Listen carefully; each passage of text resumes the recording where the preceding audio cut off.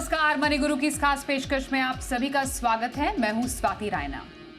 अगर आपने भी अपने पोर्टफोलियो में फंड की भीड़ बढ़ा दी है तो यही वक्त है अपने पोर्टफोलियो को स्लिम एंड ट्रिम करने का, क्योंकि कई बार ओवर डाइवर्सिफिकेशन का पोर्टफोलियो का नुकसान होता है, साथ ही साथ रिटर्न पर भी इसका असर पड़ता है। तो कैसे अपने पोर्टफोलियो का वजन घटाएं और रिटर्न बढ़ाएं, इस पर करने वाले हैं खास चर्चा। डाइवर्सिफिकेशन और ओवर डाइवर्सिफिकेशन के बीच की जो ये थिन लाइन है, इसको कैसे पार ना करें, इस पर बातचीत करने के लिए हमारे साथ दो खास एक्सपर्ट्स हैं। उनका स्वागत करते हैं शो में। हमारे साथ है मेरे एसेट की डिस्ट्रीब्यूशन की हेड सुरंजना बोर ठाकुर और त्रिवंत वेल्थ के सीईओ कीर्तन शाह का स्वागत करते हैं। सुरंजना, कीर्तन, वेलकम टू द शो। और ज़रा समझेंगे, ये हर बार का जो एक प्रश्न होता है इन्वेस्टर्स का कि how much is too much, कितने फंड्स अपने पोर्टफोलियो में रखें। कोई क्या एक डेफिनेट नंबर है जिस पर आज हम चर्चा कर सकते हैं, या हर किसी के पोर्टफोलियो या हर किसी के रिस्क एपेटाइट के हिसाब से ये डिपेंड करेगा? इसको ज़रा हम आज के शो में समझने की कोशिश करेंगे। पर जिससे पहले हम समझें कि आखिरकार कितने फंड पोर्टफोलियो में सही है, एसेट एलोकेशन स्ट्रैटेजी क्या हो, ओवर डाइवर्सिफिकेशन के रिस्क क्या है, फंड डुप्लीकेशन से कॉम्प्लिकेशंस क्या हो सकते हैं, या फिर इक्विटी डेट या फिर गोल्ड का सही एसेट मिक्स क्या है, सबसे पहले समझना ज़रूरी है। कीर्तन, डाइवर्सिफिकेशन जिसको आज हम बहुत अच्छे ढंग से समझेंगे, क्योंकि इस पूरे जड़ की जो बेस है वो डाइवर्सिफिकेशन से ही शुरू होता है। तो पहले बताइए डाइवर्सिफिकेशन क्या है और कब ये डाइवर्सिफिकेशन ओवर डाइवर्सिफिकेशन बन जाता है? स्वाति जी, सबसे पहले थैंक यू सो मच मुझे शो पे इनवाइट करने के लिए।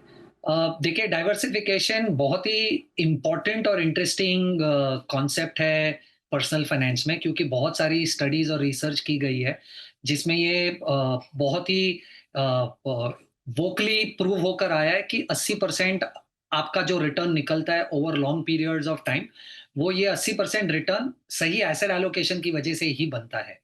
तो अभी डाइवर्सिफिकेशन का मतलब बड़ा सिंपल है कि आप जब पैसा निवेश करने की सोच रहे हैं, तो आपको उस तरीके से पैसा इन्वेस्ट करना है कि आपका पूरा पैसा किसी भी एक एसेट में या एक तरीके के निवेश में नहीं जा रहा है। जिससे होगा ये कि अगर मान लीजिए आपने जिस सोच से पैसा निवेश किया था, अगर वो सोच नियर टर्म में इम्प्लीमेंट नहीं हो रही है, तो आपके पोर्टफोलियो पे थोड़ा-सा वॉलेटिलिटी आ सकती है, जिससे आप शायद हैंडल कर पाए या ना कर पाए। एक सिंपल एग्जांपल देता हूँ, अगर आप सिर्फ एक पिछला पिछला 1 साल देख लीजिए।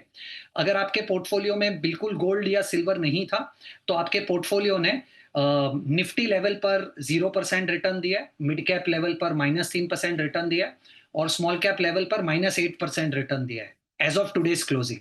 पर अगर आपके पोर्टफोलियो में गोल्ड होता, तो उसी गोल्ड ने शायद 50%, 7% या सिल्वर ने 70% तक का रिटर्न दिया है। तो डाइवर्सिफिकेशन का ये मतलब है कि लंबे समय में तो प्रोबेबली हर एक एसेट क्लास जिसमें आप पैसा निवेश करेंगे वो शायद अच्छा ही आपको रिस्क एडजस्टेड रिटर्न दे। पर नियर टर्म में अगर आपने सही तरीके से आपके पैसे को डाइवर्सिफाई नहीं किया है, तो ये हो सकता है कि शायद आपको बहुत ही अच्छा एक इन्वेस्टमेंट एक्सपीरियंस मिले या खराब इन्वेस्टमेंट एक्सपीरियंस मिले, जिससे आपके बिहेवियर को हर्ट होगा और शायद आपको वो डिसिप्लिन नहीं दे पाएगा, जिससे आप एक लॉन्ग टर्म निवेशक बन पाए। तो सही तरीका है निवेश करने का कि आप पैसे को, इन्वेस्टमेंट को सही तरीके से डाइवर्सिफाई करें अक्रॉस एसेट क्लासेस, जिससे नियर टर्म में शायद आपके पोर्टफोलियो में वॉलेटिलिटी कम हो जाए और लॉन्ग टर्म में तो ultimately most of these asset classes will and up giving you good returns. Absolutely. तो ओवर डाइवर्सिफाई और डाइवर्सिफिकेशन में क्या अंतर है, ये कीर्तन से हमने समझा। अब डाइवर्सिफाई एक पोर्टफोलियो में आप कई ढंग से कर सकते हैं। मार्केट कैप लेवल पे कर सकते हैं, एसेट क्लास लेवल पे कर सकते हैं, फंड लेवल पर कर सकते हैं, स्टाइल लेवल पर कर सकते हैं। इसके बहुत सारे स्टेजेस हैं जिसको आपको एक्चुअली पूरी तरीके से इम्प्लीमेंट करना चाहिए, जिससे आप ओवर डाइवर्सिफाइड ना हो जाएं या फिर अंडर डाइवर्सिफाइड भी ना हो जाएं। पर सुरंजना, क्या वाकई ओवर डाइवर्सिफिकेशन के हर बार नुकसान ही होते हैं? अब कई जो दर्शक हैं हमसे सवाल पूछते हैं, हमें क्वेश्चंस भेजते हैं, उनकी हम पोर्टफोलियो की लिस्ट देखते हैं, कम से कम कईयों के तो 20 फंड्स भी होते हैं। अपनी तरफ से तो उन्होंने हर एक कैटेगरी का एक एक फंड ले लिया है उनका ये मानना होता है कि हर एक कैटेगरी का एक फंड लेकर हमने एक अच्छे से डाइवर्सिफाइड पोर्टफोलियो बनाया है। लेकिन क्या वाकई ये सही है या फिर ओवर डाइवर्सिफिकेशन के नुकसान ही है सिर्फ? तो पहले तो good evening Swati ji and thanks for having me in your show. I think आपने जो सवाल पूछा पहले ये समझते हैं कि ओवर डाइवर्सिफिकेशन क्यों होता है। मेरे समझ में शायद जब इन्वेस्टर ओवर डाइवर्सिफाई करते हैं कई बार रीजन ये होता है कि वो हर बार बेस्ट फंड या बेस्ट परफॉर्मिंग फंड को चेस करने में बहुत बार वो बहुत सारे फंड्स को अपने पोर्टफोलियो में इकट्ठा कर लेते हैं। ये हम सबकी जर्नी रहती है, ऐसा नहीं कि एक टाइप ऑफ इन्वेस्टर ये करते हैं दूसरे नहीं करते हैं। So it is about the fact कि हम लोग देखते हैं कि कोई सेगमेंट, जैसे कि कीर्तन जी ने बोला कि गोल्ड सिल्वर आज के दिन में बहुत अच्छा कर रहा है, तो एक सेगमेंट ऑफ इन्वेस्टर्स है जो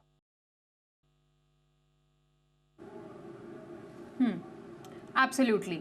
मैं सुरंजना आपके पास फिर से आती हूँ और समझूंगी बेसिकली आप ओवर डाइवर्सिफिकेशन कैसे होता है वो बताना चाह रही हैं। लेकिन एक बहुत इंपॉर्टेंट एस्पेक्ट है। ऑल राइट, सुरंजना हमारे साथ एक बार फिर से हैं। Suranjana please carry on. आप ओवर डाइवर्सिफिकेशन के बारे में बता रही थी, ये हम आइडेंटिफाई कैसे करें पोर्टफोलियो में? Please continue. सो मैं क्या बोल रही थी कि ओवर डाइवर्सिफिकेशन कई बार इसलिए होता है क्योंकि आप बहुत सारे फंड्स को चेस करते हुए बहुत ज्यादा फंड्स अपने पोर्टफोलियो में इकट्ठा कर लेते हो। This is one of the reasons why over diversification happens. आपका जो सवाल है कि is over diversification harmful portfolio के लिए? यस, डेफिनेटली वो पोर्टफोलियो के लिए हार्मफुल है एंड उसके कोई पॉजिटिव इम्पैक्ट नहीं हो सकते। Am I audible? Yes, please carry on. Sorry. So definitely वो एक नेगेटिव इम्पैक्ट लाता है, लेकिन डाइवर्सिफिकेशन का बहुत बड़ा बेनिफिट है, जैसे कि कीर्तन जी ने भी बोला कि एसेट एलोकेशन से जो रिटर्न्स बन सकते हैं वो एक बहुत बड़ा पार्ट ऑफ द रिटर्न्स है, ना कि आप कौन सा फंड सिलेक्ट करते हो या मार्केट टाइमिंग वगैरह का इतना बड़ा इम्पैक्ट नहीं होता है जितना कि एसेट एलोकेशन का होता है। लेकिन आप जब डाइवर्सिफाई करते हो तो ये इंपॉर्टेंट है देखने के लिए कि कौन सा सेगमेंट आपके लिए इंपॉर्टेंट है, कौन सा कैटेगरी। हमारी समझ में है कि शायद एक पोर्टफोलियो में 60 से 8 फंड शायद एक अच्छा नंबर है। इवन 7 to 10 फंड्स भी अच्छा नंबर है एक पोर्टफोलियो में होने के लिए। अगर आपने सिर्फ इक्विटी में ना रख के आपने डेट, हाइब्रिड और पैसिव में भी निवेश किया तो वो एक अच्छा नंबर है। लेकिन उसी को अगर आप एक कैटेगरी में मल्टीपल फंड्स लेते रहो तो ये भी हो सकता है कि आपका बहुत ज्यादा पोर्टफोलियो में ओवरलैप हो जाए और आपका एक्चुअली जो रिटर्न्स आप एक्सपेक्ट करते हो उससे आपको ऑप्टिमम लेवल्स नहीं मिल पाए। एक बहुत इम्पॉर्टेंट आपने इस पूरे कॉन्वर्जेशन में अच्छे से बात बताई कि ओवर डाइवर्सिफिकेशन का नुकसान ही क्यों है और डाइवर्सिफिकेशन के फ़ायदे क्या हैं। पर एक जो एंड में आते आते आपने ओवरलैपिंग की बात की। कीर्तन, कई जो इन्वेस्टर्स हैं, अब तो इन्वेस्टर्स बहुत ज़्यादा जागरूक हो रहे हैं, हर एक बारीकी समझना चाहते हैं अपने इन्वेस्टमेंट की। ओवरलैपिंग, ये ज़रा समझना ज़रूरी है कि हम इसकी बात क्यों कह रहे हैं। हम डाइवर्सिफिकेशन, ओवर डाइवर्सिफिकेशन के साथ साथ एक फंड ओवरलैपिंग को भी समझना चाह रहे हैं, जो एक बहुत बड़ा कारण रह सकता है एक पोर्टफोलियो में एक डाइल्यूटेड रिटर्न्स के या म्यूटेड रिटर्न्स के। ज़रा बताइए फंड का ओवरलैप होता क्या है और किस तरीके से ये एक पोर्टफोलियो में एक्चुअली आपके रिटर्न्स पर असर डाल सकता है?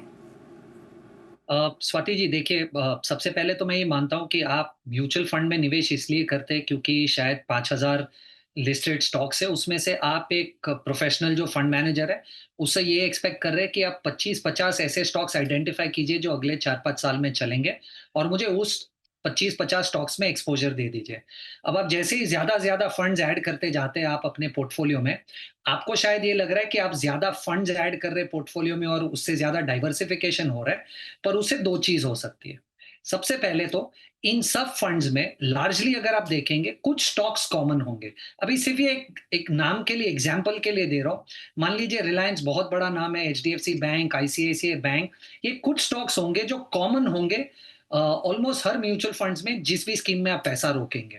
तो जैसे ही आप ज्यादा से ज्यादा स्कीम्स ऐड करते जाते हैं आपके पोर्टफोलियो में, कुछ स्टॉक्स है जहां पर आप कॉन्सेंट्रेटेड बेट ले लेते हो, क्योंकि आपको शायद ऐसा लगा कि आपने 20-25 स्कीम्स में पैसा रोक दिया, पर उन 20-25 में से 90% स्कीम्स ने ये 2-3 स्टॉक्स में पैसा रोका था, और अब तो आप उस स्टॉक्स में ज्यादा हाईली कॉन्सेंट्रेटेड हो जाते हो इन टर्म्स ऑफ बेट।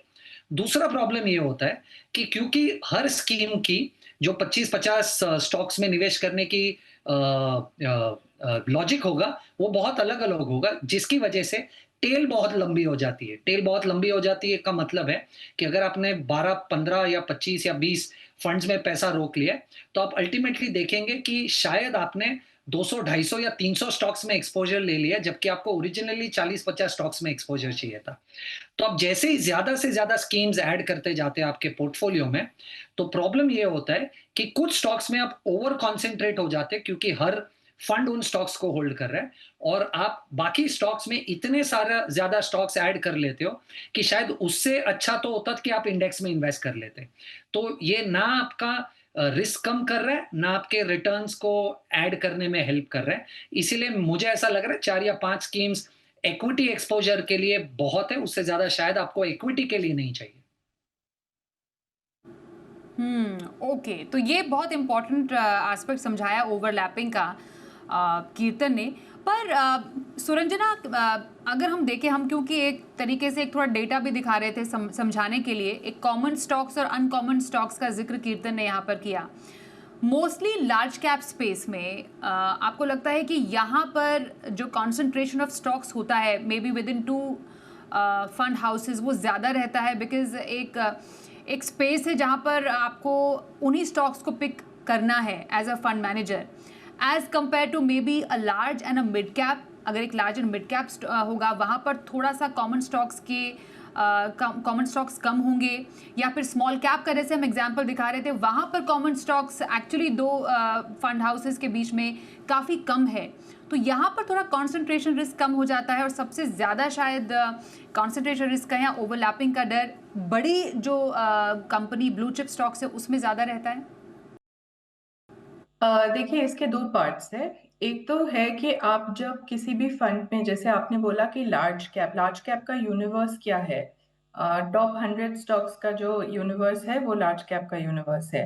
जो मिड कैप का भी यूनिवर्स है वो भी थोड़ा बहुत बड़ा नहीं है। आपने जो मेंशन किया स्मॉल कैप में जो यूनिवर्स ऑफ इन्वेस्टमेंट है वो बहुत बड़ा है। कई बार आप देखोगे कि स्मॉल कैप फंड्स में माइक्रो कैप यूनिवर्स में भी काफी इन्वेस्ट होता है, जो कि आपके लास्ट स्मॉल कैप के बाद के स्टॉक्स है। तो ये क्योंकि यूनिवर्स बड़ा हो जाता है, सो अपॉर्चुनिटीज ज्यादा हो जाती है, और उसमें से आइडियाज पिकअप करने में ओवरलैप कम हो सकता है।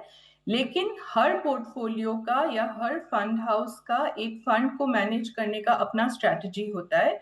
हो सकता है कि एक फंड हाउस अपने लार्ज कैप फंड में 40 ही स्टॉक रखना चाहते हैं, दूसरा फंड हाउस हो सकता है वो 80 स्टॉक रखना चाहते हैं, कोई और फंड हाउस हो सकता है जिसका 50 रखना है। तो डिपेंडिंग ऑन कितने स्टॉक्स है एक फंड में, उस फंड हाउस के लार्ज कैप फंड में, उसके ऊपर डिपेंड करेगा कि ओवरलैप कितना हो सकता है दूसरे पोर्टफोलियो में। बट आपके पर्सपेक्टिव से जो आप चीज बोल रहे हो कि यूनिवर्स छोटा है, यस, लार्ज कैप में यूनिवर्स थोड़ा सा छोटा कंपेरेटिवली है टू अ स्मॉल कैप।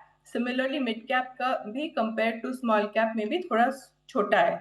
लेकिन एक और पार्ट है इसका कि जो डेफिनेशन है एक कैटेगरी का, जैसे कि आपका लार्ज कैप कैटेगरी हो तो एक जैसे 70-80% तक आप लार्ज कैप लो, बाकी आप दूसरे कैटेगरी में भी जा सकते हो। सिमिलरली मिड कैप या स्मॉल कैप में भी आप 1% तक स्मॉल या मिड लोगे, बाकी आप दूसरे सेगमेंट में भी जा सकते हो। तो उसका भी फंक्शन है कि कितना ओवरलैप दूसरे फंड्स के साथ हो। सो प्रोबेबिलिटी डिपेंड करता है स्ट्रैटेजी पे, प्रोबेबिलिटी डिपेंड करता है कौन से सेगमेंट का मिक्स भी ले रहे हो आप। एब्सोल्युटली। और क्या एक वजह जो पोर्टफोलियो में हम फंड की भीड़ की बात करें या पोर्टफोलियो के बढ़ते वजन की हम बात करें कीर्तन, वो ये भी हो सकता है कि हर एक महीने एक नया फंड आ रहा है, एनएफओस की हम बात कर रहे हैं, सेक्टर्स और थीम्स काफ़ी सजा कर अट्रैक्टिव तौर पर पेश की जाती है एमसीज के द्वारा, और इन्वेस्टर्स को लगता है कहीं वो कुछ मिस तो नहीं कर रहे हैं, और इस पूरे एनएफओ फ्रेंजी में वो निवेश कर बैठते हैं। और ये जो एक एक ऐड होता है आपके पोर्टफोलियो में फंड, आपने ऐड तो कर लिया, लेकिन निकलना कब है, कब उसकी थोड़ी सफाई करनी है, वो आप एक्चुअली वो आपको करना नहीं आता या फिर आप कर नहीं पाते हैं टाइमली। ये एक बहुत बड़ी वजह है ओवर डाइवर्सिफिकेशन की। 100% Swati ji, I think clear lack of strategy है एक इन्वेस्टर के एंड पे, जब उस इन्वेस्टर को ये नहीं समझता कि उसके पोर्टफोलियो में क्या मिसिंग है और उसे उस पोर्टफोलियो में क्या ऐड करना है।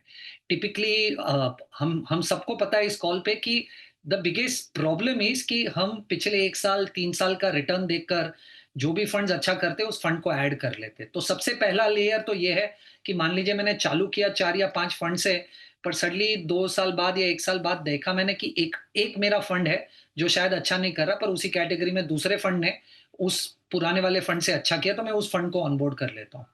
फिर जैसे-जैसे मैं आगे बढ़ता हूँ, मैं देखता हूँ, मान लीजिए आज की बात करूँ, गोल्ड और सिल्वर शायद अगर मेरे पोर्टफोलियो में नहीं था, पिछले 1 साल में गोल्ड सिल्वर ने बहुत अच्छा किया, तो मैं गोल्ड सिल्वर को ऐड कर लेता हूँ। तो ये बहुत ही टिपिकल प्रॉब्लम है, जिसकी वजह से नियर टर्म रिटर्न्स और जो थीम्स नियर टर्म चली है, उससे लोग फोमो करके उसे ऐड कर लेते हैं, और बाहर निकलते समय उन्हें प्रोबेबली टैक्स नहीं भरना, ये बहुत ही बड़ा एंगल है जिसकी वजह से वो कभी भी फंड से एग्जिट नहीं करते। तो उनको शायद ये लगता है कि मैंने एसआईपी बंद कर दी है, पर वो जो पैसा पड़ा हुआ है वो भी तो कंपाउंड हो रहा है दूसरे पैसों के साथ। तो मुझे ऐसा लग रहा है कि टैक्सेशन और नियर टर्म परफॉर्मेंस की वजह से जो फोमो होता है, उसकी वजह से बहुत ज्यादा ओवर डाइवर्सिफिकेशन पोर्टफोलियो में डेफिनेटली हो जाता है। एब्सोल्युटली। तो आप इस ओवर डाइवर्सिफिकेशन या फिर इस फोमो से बचिए और अपने पोर्टफोलियो को एकदम स्लिम एंड ट्रिम रखिए। कैसे रखना है, कितने फंड होने चाहिए, एसेट एलोकेशन स्ट्रैटेजी अब क्या रहे, इस पर हम बात करेंगे बस एक छोटे से ब्रेक के बाद। देखते रहिए मनी गुरु।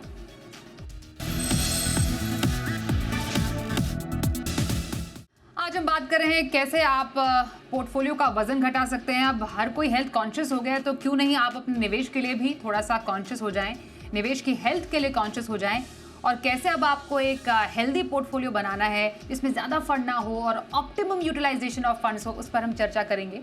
हमारे साथ कीर्तन शाह है और सुरंजना बोर ठाकुर से हमारी बात चल रही है।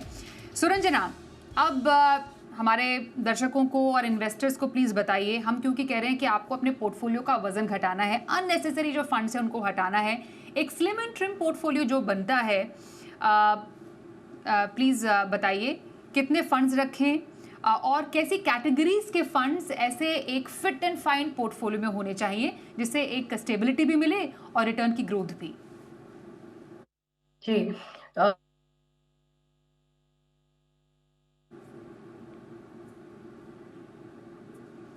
ओके, मैं कीर्तन आपके पास आती हूँ, then Suranjana I come to you again. Kirtan, okay Suranjana please go on. कैसे बनाए slim and trim portfolio? So मैं बोल रही हूँ आइडियल म्यूचुअल फंड पोर्टफोलियो बनाने के लिए शायद वो पोर्टफोलियो कॉम्पैक्ट भी होना चाहिए, लेकिन साथ में डाइवर्सिफाइड भी होना चाहिए। तो usually I think equity side में 5 से 7 फंड अच्छा नंबर है होने के लिए। उसमें शायद आप जैसे अगर एक ओवरलैप आप अवॉइड करना चाहते हो और एडिक्वेट एक्सपोजर लेना चाहते हो, तो शायद 5 से 7 फंड में अच्छा आपको एक्सपोजर मिल जाएगा। आई थिंक कोर कैटेगरी में फ्लेक्सी कैप और मल्टी कैप का एक कॉम्बिनेशन रखने से आपको अच्छा एक्सपोजर मिल सकता है, और साथ में आप एक लार्ज कैप फंड या एक इंडेक्स प्रोडक्ट भी ले सकते हो जो आपका लार्ज कैप यूनिवर्स का एक्सपोजर दे, एंड इससे आपकी ग्रोथ भी बनेगी। और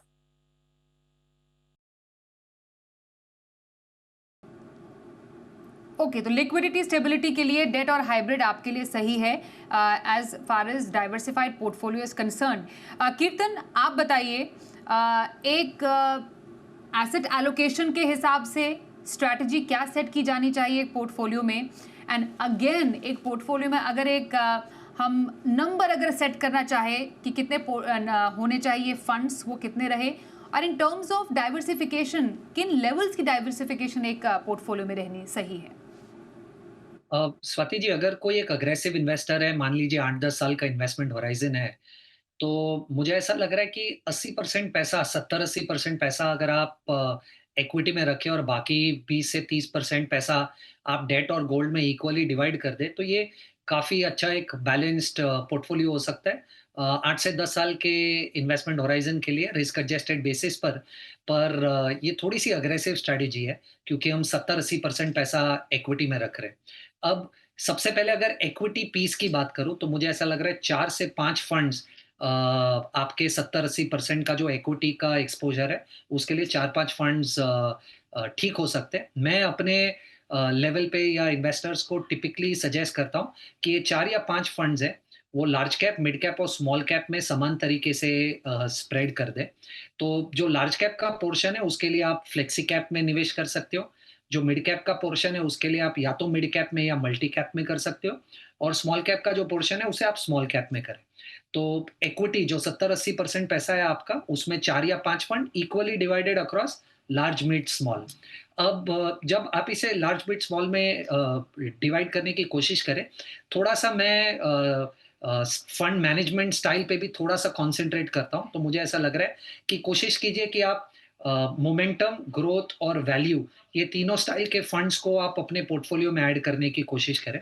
अब मान लीजिए अगर कोई रिटेल इन्वेस्टर है जिसे शायद ये मोमेंटम, ग्रोथ, वैल्यू नहीं समझता, तो ध्यान रखिए वैल्यू स्ट्रैटेजी आईसीआईसीआई, पीपीएफएस जैसे म्यूचुअल फंड्स करते हैं। थोड़ा-सा मोमेंटम जैसा स्ट्रैटेजी यील्ड-वाइज क्वांट जैसे फंड हाउसेस करते हैं, और ग्रोथ और ब्लेंड में कोटक हो गया, एक्सिस हो गया, मिराय हो गया। तो इन फंड्स के कॉम्बिनेशन को अगर आप यूज़ करें, तो प्रोबेबली स्टाइल लेवल डाइवर्सिफिकेशन भी आ सकता है। ये हो गया आपका 70-80% जो इक्विटी में आपका फोकस है।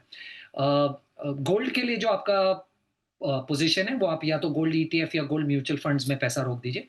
गोल्ड म्यूचुअल फंड थोड़ा-सा बेहतर अप्रोच है अगर आप एक प्रोफेशनल इन्वेस्टर नहीं हैं। और फिक्स्ड इनकम के लिए मैं 2 फंड्स में निवेश करने की सलाह दूँगा अगर आप अग्रेसिव और 7-10 साल का इन्वेस्टमेंट होराइज़न है। आप एक क्रेडिट रिस्क फंड ले लीजिए और एक मीडियम ड्यूरेशन फंड ले लीजिए। तो ओवरऑल पोर्टफोलियो में मेरे हिसाब से 7-8 फंड होगा। इक्विटी में 4 या 5 फंड, 2 डेट में और 1 गोल्ड। तो ये रही आपके लिए एक पोर्टफोलियो में निवेश की स्ट्रैटेजी। कैसे डाइवर्सिफाई करें, कैसे फंड्स रखें, इक्विटी, डेट, गोल्ड का मिक्स क्या होना चाहिए, ये हमने आइडिया लिया कीर्तन से और सुरंजना से। But again end of the day आपका पोर्टफोलियो है, आपके लक्ष्य है, आपका रिस्क एपेटाइट है, उन सबको लाइन से लिखकर अपनी ज़रूरतें समझिए और एक अच्छे फाइनेंशियल सलाहकार से बातचीत करने के बाद अपने लिए एक एसेट एलोकेशन स्ट्रैटेजी बनाइए और अपने पोर्टफोलियो का वजन घटाइए। बहुत धन्यवाद हम करेंगे सुरंजना आपका और कीर्तन आपका भी हमारे साथ आज इस शो में शामिल होने के लिए। मनी गुरु में बस इतना ही, रुकते हैं एक ब्रेक के लिए। देखते रहिए जी बिजनेस।